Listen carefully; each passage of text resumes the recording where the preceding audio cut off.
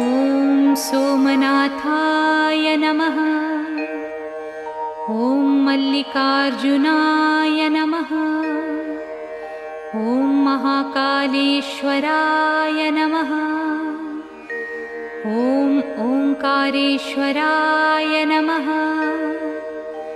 ॐ वैद्यनाथाय नमः। ॐ भीमशंकराय नमः। ॐ रामेश्वराय नमः। ॐ नागेश्वराय नमः। ॐ विश्वेश्वराय नमः। ॐ त्र्यंबकेश्वराय नमः। ॐ केदारेश्वराय नमः। ॐ भुस्मेश्वराय नमः।